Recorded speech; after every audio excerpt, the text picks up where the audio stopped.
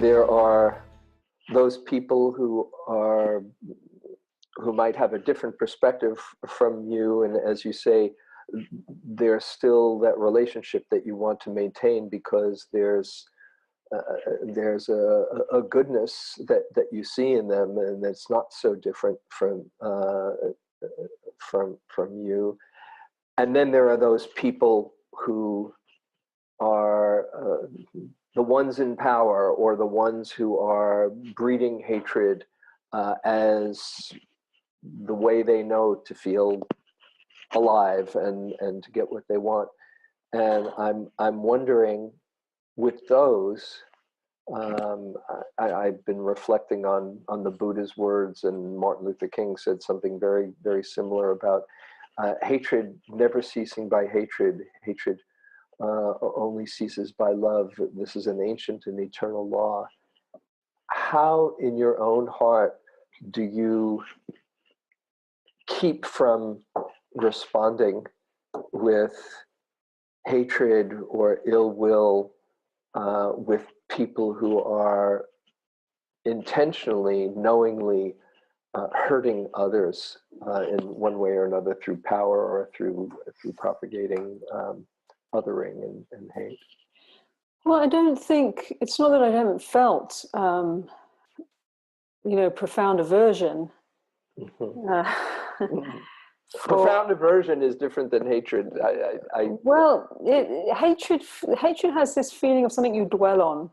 To feel dislike, to feel hate, can be a healthy reaction. It's like an immune system. It's when you're, to feel anger, when something is overwhelming your boundaries, that's a natural reaction. But when it turns into dwelling in hatred, then, as Mr. Mandela said, it's like, if you continue hating, it's like, he said this as he left prison, if you drink poison, it's like drinking poison, hoping it will kill your enemies. I mean, for a start, it's not smart because it poisons your system and you become less effective.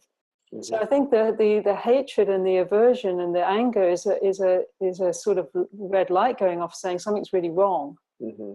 And we need to pay attention here, and that red light's screaming, all the time, because of this energy is being deliberately stimulated mm-hmm. by powerful forces, through the media, through the manipulation of that media, through like we've seen in terms of the voting processes that happened, and through social media, through sort of deliberately putting out false stories, through sort of this kind of energy, and I found myself, participating in some of these sort of online wars, around rhetoric, and particularly around the election processes, and then beginning to feel it. It gets to be useless at a certain point. Mm-hmm. It's like being in an echo chamber and a sort of shadow boxing match. It's not that effective.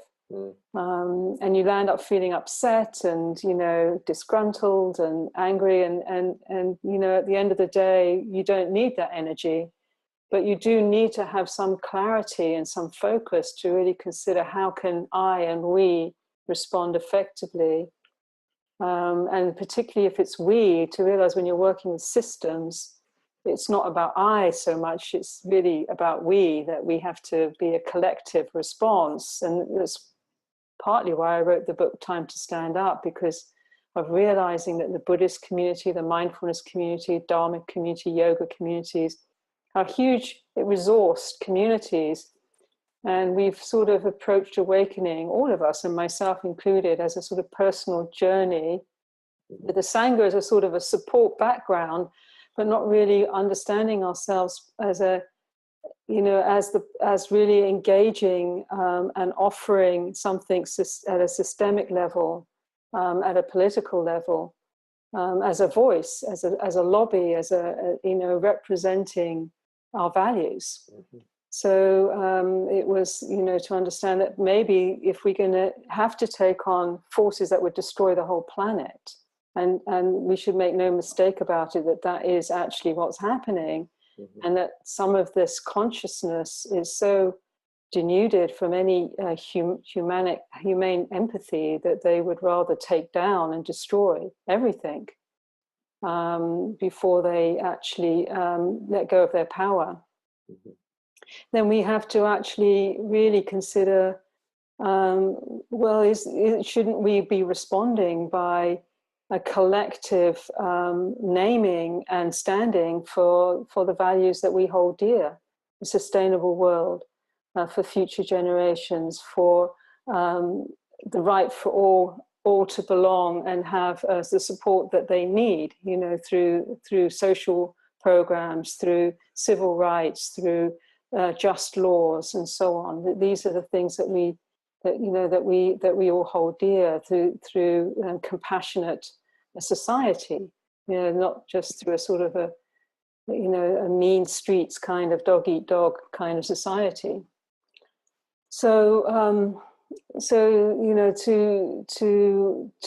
to understand that we to get over our personal reactions and to use those energies to mobilize, really, to use anger, to turn it to clarity and focus, and and as been happening a lot in the Dharma community, perhaps not enough or speedy enough, but to really think about how to get out together on the streets, how to lobby legally, how to lobby politically, and through these very channels, how to put together retreats where we really look at these issues.